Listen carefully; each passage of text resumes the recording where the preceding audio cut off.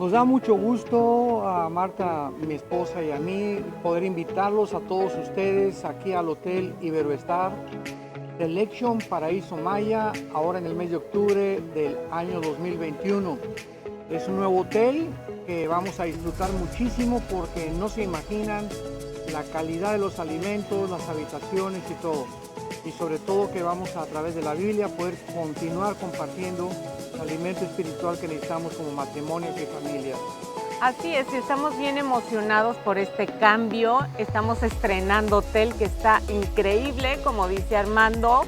Y también los años anteriores hemos sido testigos de los increíbles testimonios de matrimonios renovados, restaurados. Y estamos seguros que este año no va a ser la excepción. Así es que te animamos a que ya te puedas inscribir desde ahora para este 2021, que va a ser algo increíble. Estamos en nuevos comienzos y eso va a suceder con tu matrimonio. Así es que aquí los esperamos. Los esperamos.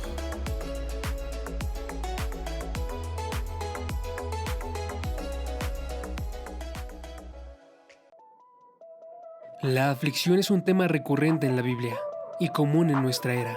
Todos enfrentamos el dolor de diferentes maneras, pero Dios tiene la única respuesta. En esta serie de 69 audioconferencias comprenderás por qué sufrimos y podrás ver a Dios dentro del sufrimiento. Enfrenta la oposición con temas como enfrentando la soledad, respuestas bíblicas al sufrimiento, alcoholismo y drogadicción, enfrentando lo imposible y más. Obtén la sabiduría bíblica para enfrentar todo tipo de pruebas en este set de 69 audioconferencias con el Dr. Armando Alducin, enfrentando la adversidad. El Dr. Armando Alducin presenta Tomo 5 del Antiguo Testamento. Sumérgete en las profundidades del conocimiento de Dios en un set de 81 audioconferencias con el Dr. Armando Alducin, en las cuales observaremos los libros de Daniel, Isaías, Lamentaciones, Oseas y Amós. Conoceremos la vida del pueblo de Israel antes del exilio y durante su habitación en Babilonia, y veremos la corrupción de las naciones en contra de Dios, y un Dios misericordioso que tiene grandes promesas de esperanza para el futuro, con temas como pecados de naciones paganas, profecías del fin, síntomas de decadencia espiritual y la futura esperanza del mundo. 81 audioconferencias del Dr. Armando Alducin.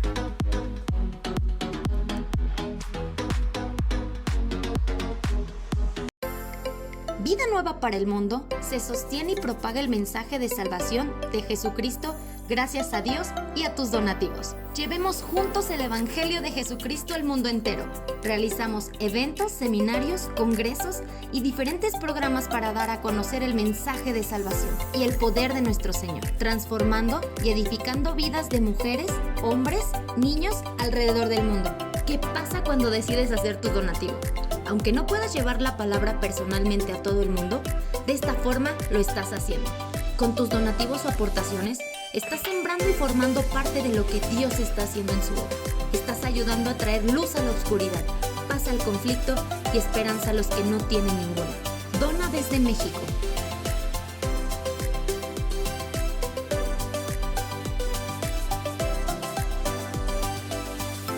Dona desde Estados Unidos.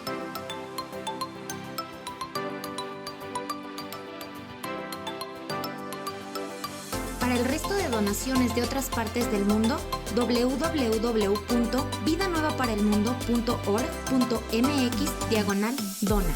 Estamos cumpliendo la gran comisión. Por tanto, vayan y hagan discípulos a todas las naciones, bautizándolos en el nombre del Padre, del Hijo y del Espíritu Santo, enseñándoles que guarden todas las cosas que les he mandado. Y he aquí que yo estoy con ustedes todos los días hasta el fin del mundo.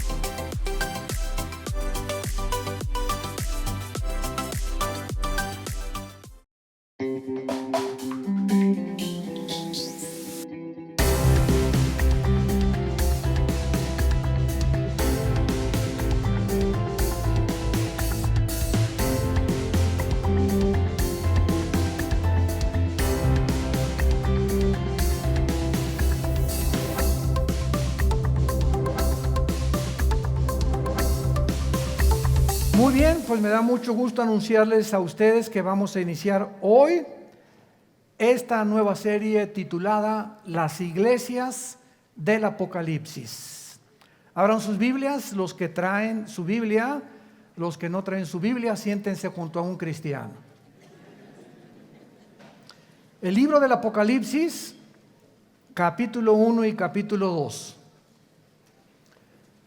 Vamos a comenzar hoy con la iglesia de Éfeso, que desde luego se encuentra en el capítulo 2.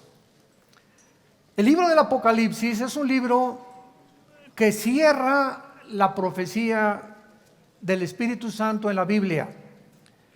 Es uno de los libros que contienen mucha más información acerca de cómo va a terminar la humanidad. Y cuando nosotros, aunque ya lo hemos estudiado versículo por versículo porque lo tenemos ya grabado, los que les interese, son 100 conferencias. Así que si a alguien le interesa estudiar todo el libro del Apocalipsis de versículo por versículo, tenemos ya las 100 conferencias a su disposición.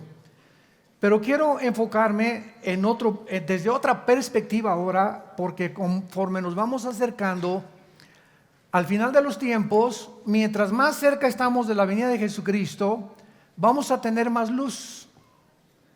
Dice la Biblia, el camino del justo es como la aurora, que va en aumento hasta que el día es perfecto. Tú te levantas en la mañana y ves cómo comienza a amanecer, hasta que resplandecientemente el sol ocupa casi todo el cielo. Y la Biblia compara las cosas naturales del mundo con las cosas espirituales. Y así debe ser tu vida y así debe ser mi vida también. Cada día debemos de tener más luz y más luz y más luz y más luz. Nadie puede decir que conoce a Dios si no está siendo cambiado. Nadie puede decir que eres la misma persona del año que entra y decirme que conoces a Dios porque te haces un mentiroso o una mentirosa. Si realmente estás caminando con Dios, no eres el mismo de hace 3 semanas, de hace 6 meses. Si dices que eres cristiano y eres la misma persona que cuando te convertiste, no es verdad que seas cristiano. Porque el conocimiento de Dios nos cambia. Nos tiene que transformar. Y si no estamos siendo transformados y cambiados de gloria en gloria en gloria, y no estamos cada vez siendo mejores esposos, mejores esposas, mejores hijos, mejores ciudadanos, etcétera, etcétera, mejores cristianos, no estamos creciendo, estamos estancados completamente. Así que esta es una de las evidencias más grandes que tenemos cuando realmente decimos que vamos de gloria en gloria y viendo la aurora de Dios poco a poco. Mientras más nos acercamos a la segunda venida de Jesucristo, Dios, el Espíritu Santo, nos va a revelar más secretos de su palabra. Entonces yo puedo enseñar el Apocalipsis, lo enseñé hace como 15, 20 años, lo volví a enseñar hace como 7, 8 años, y cada año, cada 3 o 4 meses podríamos decir que enseñamos algo y seguimos creciendo en el conocimiento de Dios. Enseñamos cosas que creíamos que veíamos hace 6 meses y las comenzamos a ver ahorita. Yo recuerdo cuando el misionero que nos dio a Cristo, a mi hermano y a mí, nos dijo, lean el Evangelio de Juan, y así comenzamos con el Evangelio de Juan. Y me acuerdo que cada mes o cada 2 meses que leía Juan, siempre yo decía, es que esto no lo había visto y ahora lo veo. Y pasaron 4 o 5 meses y volví a leer el capítulo 1 y volví otra vez a descubrir, es que este versículo ya lo leí, pero ahorita como que le entiendo más todavía. Y así es la palabra de Dios. Es maravillosa la Biblia. Cada vez que recurrimos a ella descubrimos cosas que creíamos que habíamos visto o leído, pero no habíamos enfocado claramente el entendimiento ni la sabiduría de Dios detrás de todas las cosas que Dios nos enseña en su palabra. El libro del Apocalipsis fue escrito 90 años después del primer siglo, o durante los primeros 90 años del primer siglo, por el apóstol Juan, cuando él se encontraba exiliado en la isla de Patmos. que es una isla que se encuentra geográficamente junto a Grecia, junto al mar Egeo. Cuando vayan ustedes a visitar Grecia o Italia en algún viaje, o a Israel, vayan ustedes a la isla de Éfeso, y ahí está todavía la tumba donde se supone que murió Juan y donde recibió esta visión de Dios. Y este libro del Apocalipsis, en el versículo 19 del capítulo 1, vemos que el Espíritu Santo lo divide de 3 maneras. El Apocalipsis está dividido de 3 maneras. Y le dice Cristo a Juan: escribe las cosas que has visto, tiempo presente, que se encuentran en el capítulo 1. Escribe las cosas que son, o sea, las iglesias, capítulo 2 y capítulo 3, que es lo que vamos a comenzar a estudiar profundamente esta mañana. Y en tercer lugar, y las que han de ser después de ¿qué cosa? De estas, o sea, después de las iglesias, que comienza el capítulo 4 hasta el capítulo 19. Entonces el capítulo 1 es lo que es, el capítulo 2 y 3 las cosas o el tiempo de la iglesia, y el capítulo 4 en adelante la iglesia ya no se encuentra. Y así comienza el capítulo 4, versículo 1. Oí una voz que me dijo: sube acá. Y vemos que es un tipo del arrebatamiento de la iglesia. Así que del capítulo 4 al capítulo 19 la iglesia ya no vuelve a aparecer en el libro del Apocalipsis, porque la iglesia no va a estar aquí en el tiempo de la gran tribulación. Gracias a Dios. Y cuando nosotros comenzamos a descubrir, como lo vamos a compartir en el desayuno, de que somos realmente la última generación, yo puedo estar seguro que tu vida no va a ser la misma. Cuando cobres conciencia que nos encontramos en la orillita de en cualquier momento el Señor viene por nosotros, tú vas a comenzar a cambiar tu manera de vivir, de pensar. Vas a tener que arreglar las cosas que tienes que arreglar lo más rápido posible para que seas digno de ser arrebatado. Y no creas que cuando oigas que millones de personas desaparecieron en el mundo, te quedes aquí y tu esposa ya no está aquí, o tu esposo, o tus papás, o tus hijos. Llegas a la iglesia y aquí ni pastores, ni casi no hay nadie de gente, y digas: fue verdad, fue verdad. ¿Qué harías? ¿Qué harías? ¿Caerías llorando en el suelo aquí en medio de un pasillo en la iglesia a la que tú pertenezcas, jalándote los pelos y diciendo: Dios mío, pero ¿por qué no tomé en serio a Dios? ¿Por qué no realmente hice caso de las cosas que oí cada domingo o entre semana en los estudios bíblicos? ¿Por qué yo no pude realmente entender que con Dios no se juega? Y que estamos en tiempos en que Dios nos está con este libro anunciando: vengo pronto por ustedes. En el capítulo 2 ya se describen 7 iglesias. El número 7 en la Biblia es un número que se usa para la perfección, para lo que está completo. Porque en la Biblia hay lo que se llama la gematría. La numerología se puede confundir con la famosa cábala, porque hay, ¿verdad? Como dicen, el número 13 es un número de mala suerte, y en hoteles no hay el número 13, o pasar debajo de una escalera es mala suerte, o encontrarte un gato negro es mala suerte, que son supersticiones y que son cosas que no tienen nada que ver con el cristianismo y que tenemos que desechar de nuestra vida. Yo en una escalera paso por debajo, ¿y qué le digo a la escalera? ¿Y qué pasé debajo de ti? ¿Y qué? Por el amor de Dios. Un gato negro, lo asusto yo al gato negro. Entonces, pero en la Biblia hay lo que se llama la gematría, porque el idioma hebreo y el lenguaje griego, que fueron los 2 lenguajes, con la excepción del libro de Daniel, del capítulo 2 al capítulo 7 de Daniel, fue escrito en arameo. Es la única excepción en toda la Biblia. Pero todo el Antiguo Testamento fue escrito en hebreo, y en griego el Nuevo Testamento. Entonces, el lenguaje hebreo tiene en cada letra un símbolo numérico. Por ejemplo, cuando venimos al lenguaje de griego, sabemos que la B es el 5, la X el 10, 2X 20, una X, un palito y una X19. ¿De dónde salían esos símbolos que le llamamos romanos? Precisamente del griego koiné, que fue la cultura helénica que absorbió completamente toda la cultura que había en el Medio Oriente. Los romanos la absorbieron también y comenzaron a desarrollar el griego como uno de los lenguajes que establecieron el mundo romano hace aproximadamente 20 siglos. Entonces, cuando venimos a la Biblia, el número 1 representa la unidad. Dice la Biblia, en un matrimonio, tú y tu esposa no son dos. Son dos físicamente, pero espiritualmente son uno delante de mí. Dice Cristo en Juan 17, para que todos seamos uno. ¿Pero cómo? Hoy somos miles o millones de cristianos. A los ojos de Dios, la iglesia es una.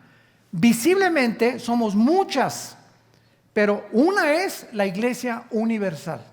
Entonces hay la iglesia universal invisible, que es la verdadera, y la iglesia visible, que es la que está en todas las iglesias del mundo entero, mezclada con cazacuatas, coralillos, cascabeles, lobos, alacranes. La iglesia visible, donde tú y yo estamos ahorita en esta mañana, estamos mezclados aquí. No todos los que estamos aquí somos cristianos, ni todos los que estamos aquí en esta mañana y en cualquier iglesia del mundo no es una iglesia pura. Siempre la iglesia visible crecerá mezclada con la cizaña.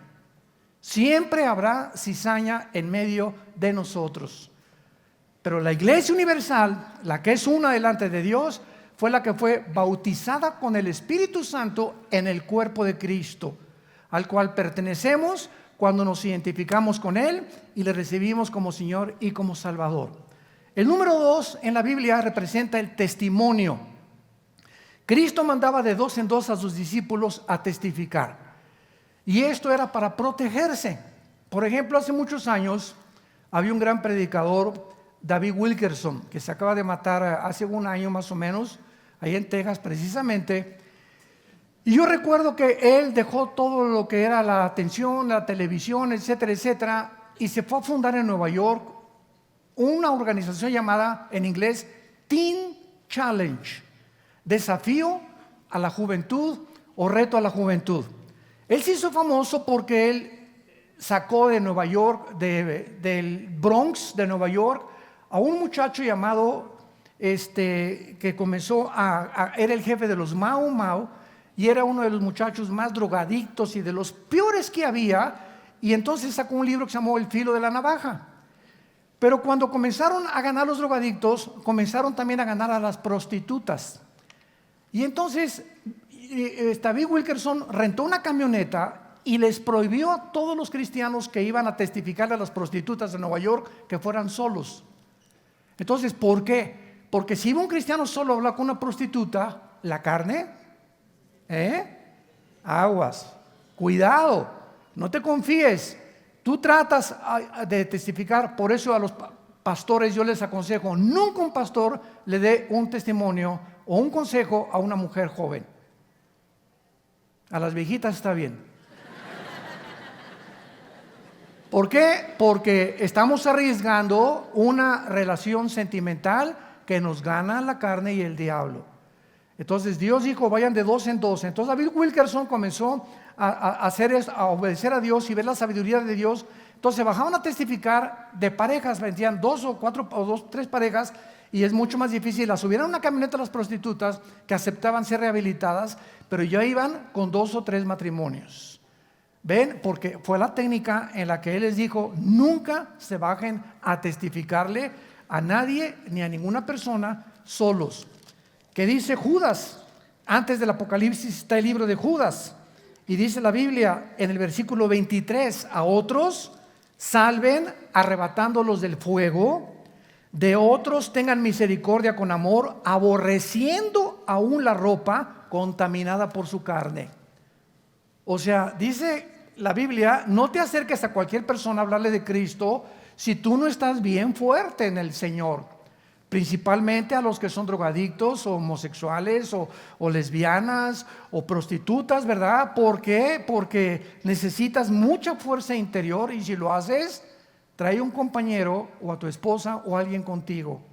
No confiemos en nuestra carne, como dice Filipenses capítulo 3.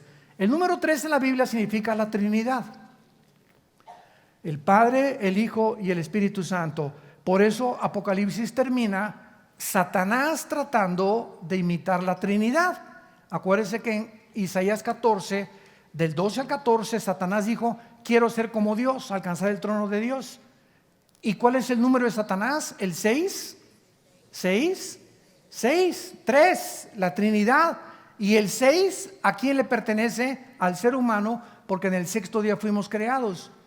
Entonces, cuando la Biblia dice que el número del anticristo va a ser el 666, vemos el número del hombre elevado a Dios. ¿Me están siguiendo?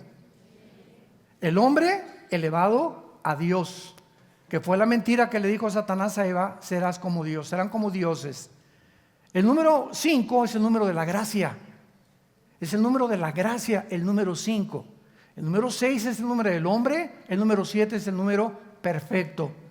Ahora vean esto con cuidado. El número 6 en la Biblia es el número del ser humano. Y el ser humano con Cristo, ¿a dónde subimos? ¿A dónde? Camino a la perfección, para estar completos.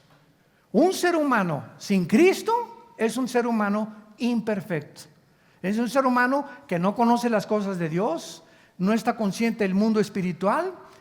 Lo único que ve en el mundo es sexo, placeres, dinero, poder, popularidad. Es lo único que llena su mente, y se muere a los 50, 60, 70 años de edad. Nunca conoció la luz. Nunca supo qué era la razón por la cual él había nacido. Nunca va a poder realmente. Nació en tinieblas, vivió en tinieblas y morirá en tinieblas. Entonces, qué interesante que aquí en Apocalipsis encontramos en el capítulo 1 que dice la Biblia, hablando de los candeleros, versículo 13 del capítulo 1: vi en medio de los 7 candeleros, 7 candeleros. Apocalipsis 1:13. A uno semejante al Hijo del Hombre. Cuando Juan se aparece de repente enfrente de Jesús, Jesús se encuentra detrás de 7 candeleros. 1, 2, 3, 4, 5, 6, 7 candeleros. Y Jesús en medio de los 7 candeleros. Y dice en el versículo 20 el misterio de estos candeleros. Nosotros usamos el símbolo del candelero, o se llama el menorá en el hebreo, para nuestra organización. Vía No para el Mundo tiene como símbolo, ¿qué cosa? Un menorá. Y si tú no sabías por qué, ahorita lo vas a saber. Dice el versículo 20: el misterio de las 7 estrellas que tenía en la mano derecha Cristo, y de los 7 candeleros de oro. Las 7 estrellas son los ángeles de los 7 iglesias, y los 7 candeleros que has visto, ¿qué cosa representan? La iglesia. Un candelero, ¿cuántas ramitas tiene? ¿Cuál es el número del hombre? Ok, pongan atención. El candelero tiene 7 ramitas, ¿ok? 3 a la izquierda y 3 a la derecha. ¿Y el del medio? Es Jesús. Es la iglesia con Jesús lo que nos lleva a la madurez. Para que no nos equivoquemos en los símbolos que aparecen, como las cabezas y los cuernos, etcétera, etcétera, que nos lo interpreta el libro de Daniel. Entonces, en la Biblia es como una tela donde todos los tejidos y los hilos se encuentran unos con otros y se forman unos con otros como un telar impresionante tejido por Dios, donde tenemos que encontrar, aquí hay un hilo suelto, tenemos que encontrar a cuál pertenecía para poder unirlo y no amarrarlo con otro hilo y hacer una herejía. Y es el problema de los cristianos nuevos, o que quieren aspirar a un liderazgo espiritual y no tienen el conocimiento suficiente o los años suficientes en el estudio de la Biblia para atreverse a dirigir una iglesia o a tratar de enseñar la teología de los símbolos o de los libros proféticos de Dios. Muy bien, y así seguimos. El número 12 es el número del gobierno. Por eso fueron 12 discípulos, 12 tribus de Israel. Entonces todo tiene en la Biblia un significado. Y vamos pues a comenzar con la iglesia de Éfeso. La iglesia de Éfeso la fundó el apóstol Pablo en Hechos capítulo 20. Es la iglesia donde él pasó 3 años con ellos. Y recuerden ustedes que ahí en Hechos 20, cuando se va a la playa Pablo, van todos los cristianos detrás de él llorando. Oye Pablo, ¿cómo nos vas a dejar aquí? Y entonces Pablo les da los últimos consejos a esta iglesia y les dice: cuando yo me vaya van a entrar a la iglesia lobos, no conejitos ni venaditos. Van a entrar lobos a la iglesia. Sí, abran los oídos. Por lo tanto, les dice a los líderes: a ustedes los responsabilizo de todas estas ovejas para que cuiden la sana doctrina. Y los encomiendo, dice Pablo, la única forma en la que los cristianos pueden protegerse de las falsas doctrinas, los encomiendo a la palabra de la gracia, la cual es poderosa para darles herencia con todos los santificados. Entonces la única forma de protegernos en el tiempo que estamos ahorita viviendo de el cúmulo de herejías que están en el internet, en YouTube. Cada semana a nosotros me hablan y me dicen: oye Armando, apareció un nuevo sitio con tu nombre pidiendo dinero. Virgen de la Macarena. Por lo menos 2-3 veces al mes que hay un Facebook, y no nos cansamos de decirles: por favor, cuando vengan al Facebook, vean la página oficial que tenemos. Pero no se imaginan la cantidad de piratería que existe. Esta es una semana, encontramos un Facebook que están pidiendo en mi nombre dinero, imagínense nada más. Y ahí van los cristianos y mandan sus ofrendas y se las estás mandando, ¿verdad? Ya sabes a quién, a los hijos de Moloco. Bueno, entonces esto es importante como tener como una base para poder comenzar a entender la iglesia de Éfeso. La iglesia de Éfeso se fue Pablo y después quedó Timoteo al frente de esta iglesia de Éfeso. Así que cuando Juan escribe esta carta, tenía 90 años de edad ya el apóstol Juan. Ya había habido 3 pastores, también estuvo Apolos y Aquila, mucho tiempo en Éfeso. Ya había habido pastores, Pablo, Timoteo, habían tenido muy buenos pastores para que fuera una iglesia ardiente en el Señor. Pero vamos a descubrir en esta iglesia, que es la primera que nos describe el Espíritu Santo, verdades profundísimas que nos hablan de cómo es realmente el servicio a Dios. Porque de las 7 iglesias que se mencionan en el capítulo 2 y 3 de Apocalipsis, 5 son llamadas a que se arrepientan. 5 iglesias de las 7, Dios les dice: arrepiéntanse. La pregunta es: ¿por qué? ¿Cómo que arrepiéntanse? ¿Qué tan mal estaban? Es un símbolo profético que el Espíritu Santo nos muestra. Como dijo Jesucristo: cuando venga el Hijo del Hombre, ¿hallará fe? ¿Cómo es la condición de la iglesia cuando venga Jesucristo? Exactamente como lo vamos a ver en la última iglesia, que es la de Laodicea, que es la iglesia mundana, herética y llena de barbaridades. Escribe el ángel en la iglesia de Éfeso, capítulo 2 de Apocalipsis, versículo 1. El que tiene las 7 estrellas en su diestra, el que anda en medio de los 7 candeleros, dice esto. Vamos a comenzar rápidamente. Cuando hablamos que la carta se les manda a ángeles, no son a ángeles espirituales. Porque ¿cómo lo sabemos que este ángel no es un ángel, sino es un líder de la iglesia? Vamos a ver algunos pasajes. Por ejemplo, rápidamente, Mateo capítulo 1, versículo 10. Y veamos que la palabra angelos en el griego se usa continuamente en la Biblia del Nuevo Testamento para describir a los mensajeros humanos de Dios. Mateo dice aquí en la Biblia 11, versículo 10, claramente la palabra que se menciona aquí es la palabra angelos en el griego. Porque este es de quien está escrito: he aquí yo envío mi Aquí no se tradujo ángel, es la palabra angelos en el griego. Mi mensajero, que está hablando de Juan el Bautista. Vean otro ejemplo en Lucas capítulo 7, versículo 24 y 27. Cuando se fueron los angelos, y no se tradujo ángeles, se tradujo mensajeros, porque literalmente la palabra ángel significa eso, mensajero. Cuando se fueron los mensajeros de Juan, comenzó a decir Juan a la gente, etcétera, etcétera. Y el versículo 27, este es de quien está escrito, he aquí yo envío mi mensajero delante de su faz. Entonces vemos que en el Nuevo Testamento la palabra angelos se traduce muchas veces mensajero humano, y aquí en el Apocalipsis no puede ser mensajero celestial, porque Dios en Primera de Pedro capítulo 5, Dios le dice a Pedro que los líderes de la iglesia son los mensajeros, los pastores responsables que deben alimentar al rebaño de Dios, no por ganancia deshonesta, no de una forma forzada, sino voluntariamente. Y el príncipe de los pastores algún día le dará a los líderes de las iglesias y a los pastores que fueron fieles hasta la muerte la recompensa de la vida eterna. Y no solamente eso, sino que también las coronas que pueden pertenecerles a este tipo de personas.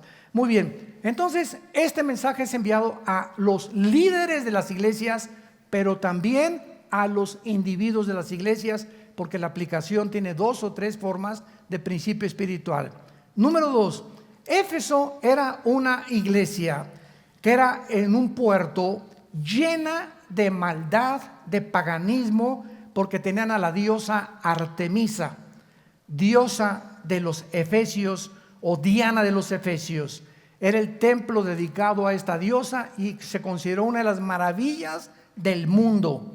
También tenían templos en Roma a los emperadores Adriano y Severo. Abundaba Éfeso, este puerto, en las supersticiones, brujerías, astrología, hechicería. Por todos lados vendían amuletos, como los que se están vendiendo ahora a las cristianas. Te vendo este pañuelito ungido para que lo pongas en tu cojín y te acuestes y se te vaya tu dolor de cabeza. Y te vendo este aceitito de Jerusalén para que te lo untes y lo untes en tu casa. El aceite con el que cocina mi esposa está igual de ungido que ese que me están vendiendo. Por el amor de Dios, son amuletos. El momento en que nosotros quitamos nuestros ojos en Jesús y nuestra fe, que Él es el autor y consumador de la fe, y lo ponemos en un objeto, en una persona, en una organización, en un amuleto, en ese momento estamos alejándonos de Dios. Estamos apostatando. Porque nuestra fe no está en un amuleto. Si yo tengo un amuleto, si tengo ese aceite, mi fe, mi confianza está en el Dios todopoderoso que habita dentro de mí y con el cual tengo comunión todos los días. De otra forma, nos comenzamos a alejar completamente del Señor. Y vengan a esta iglesia que está cayendo polvito de oro del techo. Dios mío santo, Jesús, María y José y el burrito que los acompaña. Y de repente pues se descubrió que uno de los ahí pusieron los ventiladores. ¿Cómo se llama esa brillantina? ¿Cómo se llama lambrina? ¿Cómo se llama? Diamantina. Hágame el favor nada más. Como yo le dije una vez a un hermano, mira que el polvito que cayó en la iglesia, con cualquier joyero llévaselo cabeza de... Que él te diga si es diamantina o si es oro, por el amor de Dios. Es que el hermano le soldó con una cosa de oro Dios y le tapó la muela de oro. ¿Y por qué no le puso una nueva? Dios no trabaja así. Dios trabaja completo en todo lo que Él hace. Entonces estamos en un tiempo, hermanos, en el que de veras, como les dije al principio, tenemos que ya levantar los ojos y tomar en serio a Dios y tomar en cuenta su palabra. Entonces, esta iglesia estaba edificada en un puerto, como lo acabamos de ver, donde a Pablo lo apedrearon. Vayan ustedes a Hechos capítulo 20, porque comenzó a perjudicar el negocio de la venta de amuletos. Y casi lo matan a pedradas, si no es que lo rescatan de Éfeso. Ahora, muy bien, Observamos varias cosas en el versículo 1. Dice Jesucristo y se identifica como el que tiene las estrellas en su diestra. Los líderes de las iglesias no son colocados por institutos bíblicos ni por seminarios teológicos. Los líderes de las iglesias son llamados y son escogidos por Dios. Yo no estoy diciendo que no te prepares, porque un seminario teológico no se debe preparar e instituto bíblico.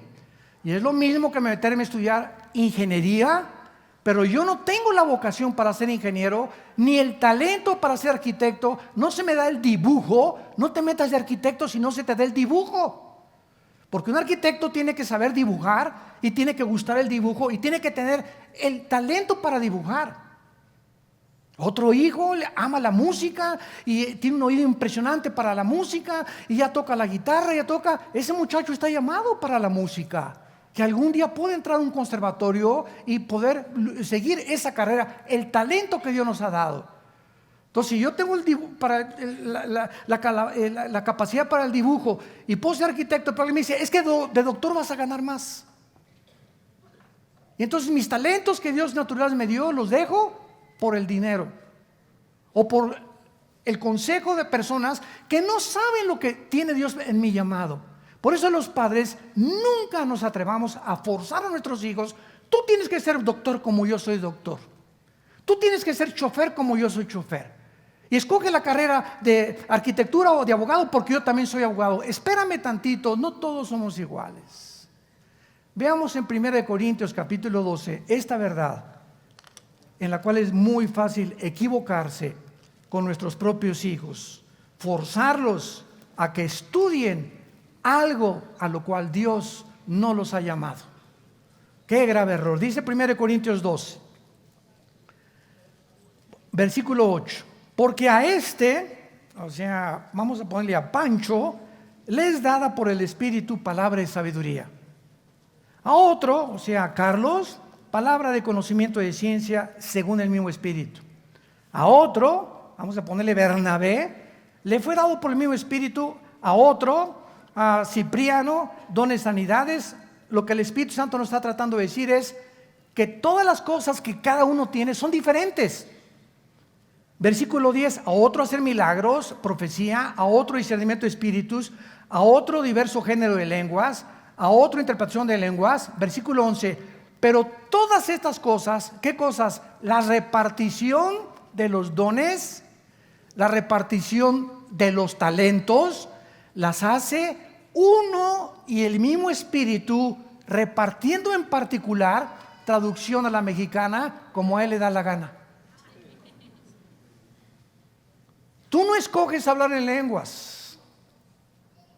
No te atrevas a ponerle a alguien en la mano, porque en el libro de los Hechos pasó que es un libro narrativo que narra la transición entre el judaísmo y el cristianismo, que tenía que haber estas señales, porque en el Nuevo Testamento se explica qué pasó en el libro de los Hechos. Voy a ponerte las manos. ¿Sabes una cosa? Si Dios no me dio lenguas, aunque hable y trate de hacer lo que lo quieras, no es para mí ese don. Dios te lo dio a ti, guárdalo para ti. No trates de imponer a otros lo que Dios te dio a ti, porque todos somos diferentes delante de Dios. No tratemos de caer en esa trampa tan grande en el cristianismo. Yo hace 25, 30 años me acuerdo cuando llegaba a iglesias, pásenle aquí los que quieran hablar en lenguas. Oye, espérame tantito, si no eres el Espíritu Santo. Hágame el favor nada más. O pásenle aquí a recibir el bautismo del Espíritu Santo. Oye, si hay alguien que pasa y no ha sido bautizado con el Espíritu Santo, no es cristiano. No hay entre los cristianos, los que son cristianos, pero no tienen el bautismo del Espíritu Santo, porque si les falta el bautismo del Espíritu Santo es la iniciación y el paso principal para pertenecer al cuerpo de Jesucristo. 1 Corintios 12, 13. Y a todos se nos dio a beber del mismo Espíritu y todos fuimos bautizados por el mismo Espíritu. Pero hemos llegado a hacer tantas barbaridades en las iglesias y se han aceptado como si fueran verdad, porque no se ha checado y rechecado en la Biblia que lo que estamos enseñando es tradiciones que entraron hace 40 años, los 70s y los 80s, y no hemos corroborado que la Biblia enseñe eso. Entonces, así pasa con todas las cosas. Regresamos a Apocalipsis, y cuando Jesús dice que Él tiene las estrellas en su diestra, el hecho que tú hayas entrado a estudiar para ser pastor o seminario teológico no significa realmente que tú hayas sido llamado al pastorado. Ahora bien, y lo voy a decir con mucha sinceridad, no tengo por qué mentirles a ustedes. Nosotros en Vida Nueva hemos tenido 3 o 4 pastores que los hemos involucrado en el llamado al pastorado y no habían sido llamados. Y los que no son llamados, tarde o temprano se salen. Muchos son llamados, pero pocos escogidos. Entonces hay muchos llamados. No, yo quiero ser esto, yo quiero ser doctor, y ya que me doy cuenta que no, pues no sirve para doctor. Quise estudiar para contaduría, pero me doy cuenta que mis talentos no son, y pues voy a tener que dejar 2 años de universidad para meterme a lo que realmente me gusta a mí, y perdiste 2 años. Así es en el mundo espiritual. Se dan cuenta, a los 2 o 3 años, no es que no tengo el llamado de pastor, no, pero entré por lo que tú hayas sido. Nosotros somos hombres y nos equivocamos, y muchas veces llamamos a alguien que no ha sido real. Ahora, desde luego que cada vez subimos más y más y más las vallas de protección, ¿verdad? Mientras más pasa el tiempo, más requisitos exigimos para eso, pero de algo estamos seguros, que una persona que no ha sido llamada y nosotros nos equivocamos, Dios tarde o temprano lo saca del ministerio, por lo que sea. Pero no puede durar. Los que son llamados por Dios permanecen con el Señor en el ministerio. Y esto es algo que tenemos que aprender. Jesús tiene a los líderes en la mano. ¿Qué significa esto? Que Jesús ve y conoce a los que han sido llamados y los va a sostener porque estamos en su mano. Y si Él te puso donde tú estás, no hay ningún poder del infierno ni de demonios que te pueda quitar. Nunca tengas celos de nadie. Nunca te sientas con envidia de nadie.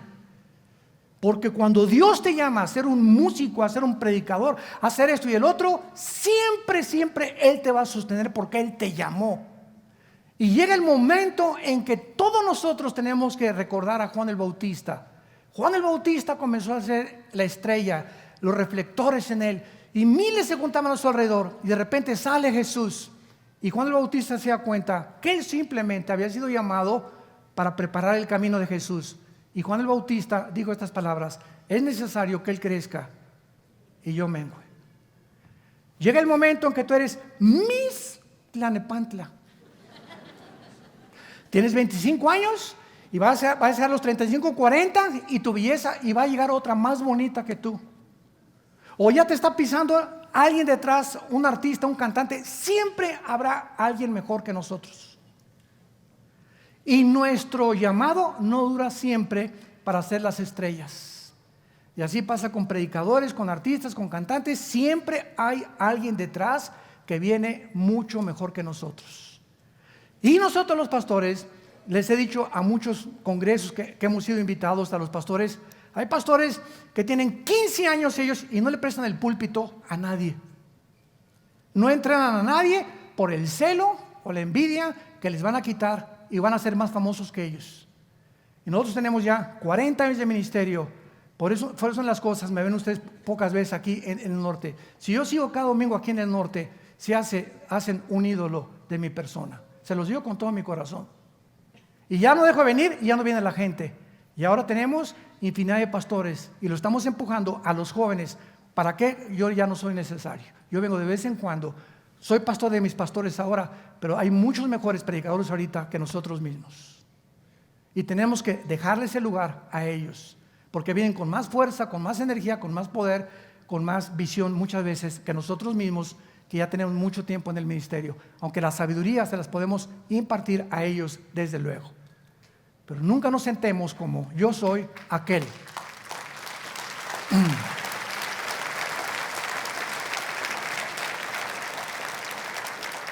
Estamos para empujar a los jóvenes, para promover a los jóvenes, para empujarlos. Súbete, tú puedes. Y cada vez nosotros irnos menos y menos y menos y menos, si queremos seguir a Jesús. Y en segundo lugar, ¿verdad? Esto que hablamos, Jesús, cuando dice yo tengo las 7 estrellas, nos está diciendo que Él no tiene preferencia por ninguna denominación porque no hay barreras en el cuerpo de Cristo. En el cristianismo hay nazarenos, presbiterianos, bautistas, pentecostales, carismáticos. Cuando nos preguntan, ¿y ustedes qué denominación son en Vida Nueva? No tenemos ninguna denominación, somos una organización cristiana evangélica, porque la palabra evangélica se adoptó desde 1940-45 en Suiza, cuando se hizo la votación para determinar quiénes eran los cristianos evangélicos, a diferencia de los mormones, a diferencia de los testigos de Jehová, a diferencia de los adventistas, que ya no forman parte del cristianismo, sino de grupos sectarios. ¿Por qué se llaman sectarios? Porque estos grupos que acabo de mencionar no creen que Jesús es Dios, creen que la salvación es por las obras, los cuales los hace inmediatamente apartados del evangelio puro de la gracia de Jesucristo. En el libro de Gálatas 1, capítulo 1, versículos 6 al 8, cualquiera que predique otro evangelio que no sea este, no es el evangelio que Cristo nos enseñó. Entonces no importa si es presbiteriano, eres mi hermano, nazareno eres mi hermano, amistad cristiana eres mi hermano, bautista eres mi hermano. Pues los bautistas le ponen más énfasis a alguna cosa, al evangelismo. Los presbiterianos tienen la iglesia, la teología de la reforma. ¿Qué significa esto? Que ellos creen que Israel ya no forma parte del plan de Dios. Los dispensacionalistas, dispensacionalismo al cual nosotros pertenecemos, es la teología que enseña que Israel, Dios no ha acabado con ellos, que viene otra vez en la tribulación a terminar el plan con ellos, y la semana 70 de Daniel. Los pentecostales le ponen énfasis increíble a las lenguas, ¿verdad? Y se tiran al suelo y lloran, etcétera, etcétera.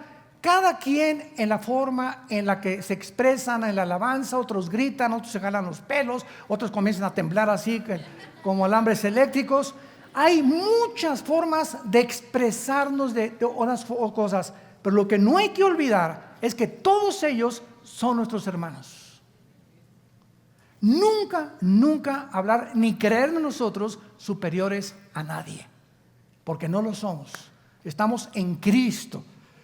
Entonces, mi hermano pentecostal los amo y me invitan a predicar y no me meto mucho en lo que ellos no quieren que yo predique. Voy con el bautista, ¿verdad? Con el presbiteriano, y somos hermanos, ante todo el amor. Tú puedes ser un gran teólogo y ser un fariseo, porque cuando hay un conocimiento sin amor, envanece. El amor edifica. Y Dios anhela que seamos uno. No importa el nombre que tengamos, mientras creamos que la salvación es por la gracia y no por las obras, por la sangre de Cristo, que Él resucitó, que viene pronto. Eres mi hermano. El título que tú te pongas en la botella no me importa. Dios ve el contenido de la botella, no la etiqueta. Así que cuando venga Cristo no va a decir: los tatuados a un lado, los que no se tatuaron, vénganse conmigo.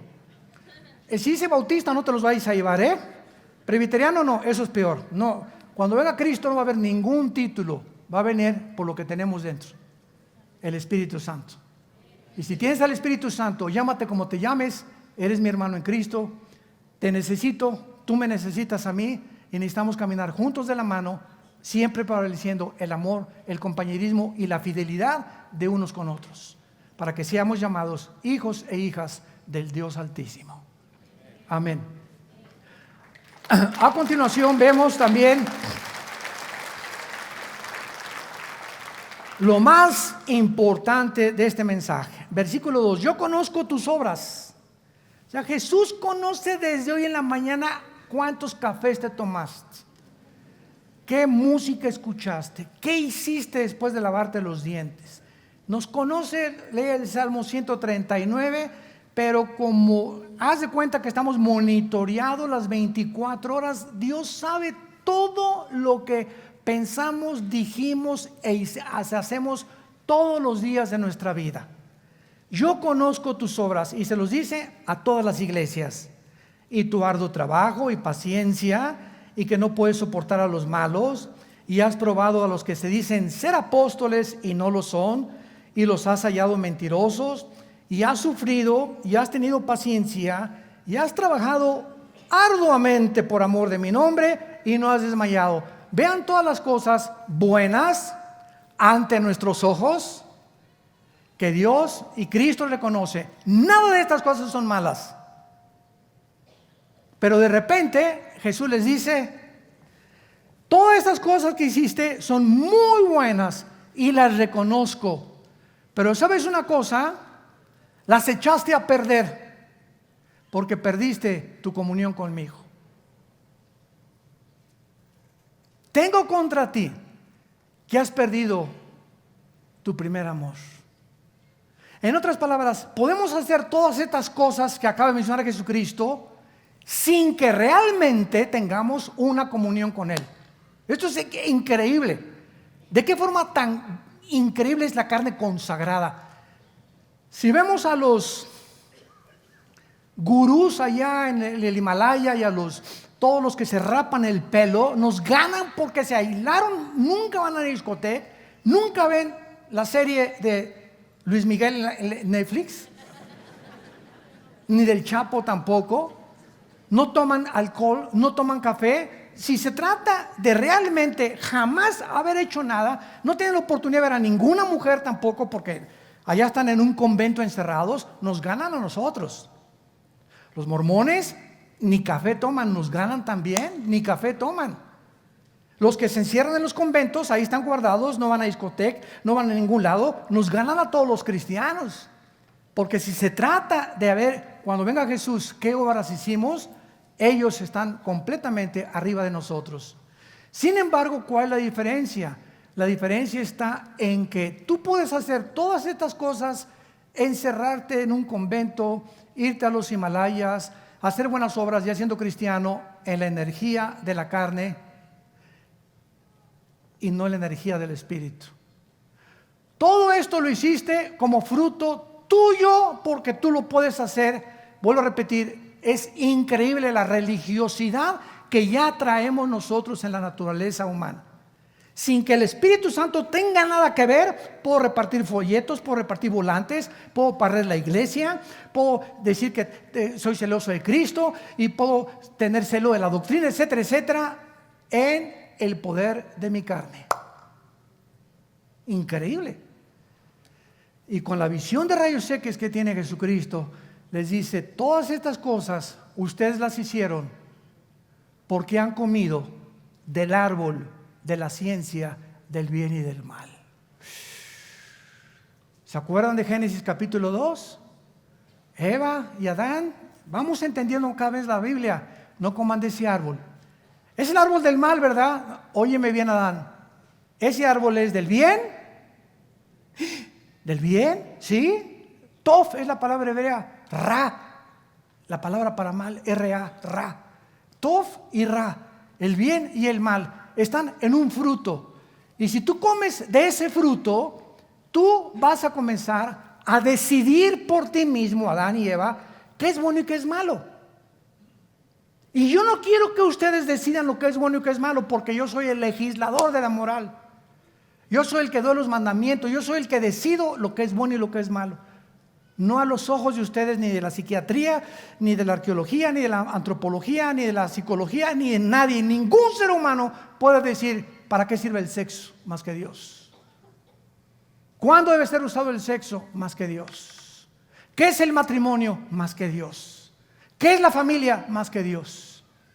Todos los demás son charlatanes, porque Él es la autoridad y Él lo estableció en su palabra. Entonces, cuando tú haces muchas cosas buenas o son buenas, se echan a perder porque el fruto dentro de ti no era tu amor con Cristo todos los días. Y dice Gálatas capítulo 5, el fruto, ¿qué dice a continuación? ¿De quién es el fruto? No es de nosotros. El fruto que producimos, amor, gozo, paz, paciencia, tiene que ser el resultado de mi comunión diaria, abrazado a la vid, chupando lo que Dios me da a través de su palabra. Y ya que todas las mañanas tengo mi devocional con Cristo y mi relación con Cristo, y entiendo que eso es el cristianismo, mi comunión diaria con Él, lo que yo haga será el fruto de mi comunión en la mañana con Él.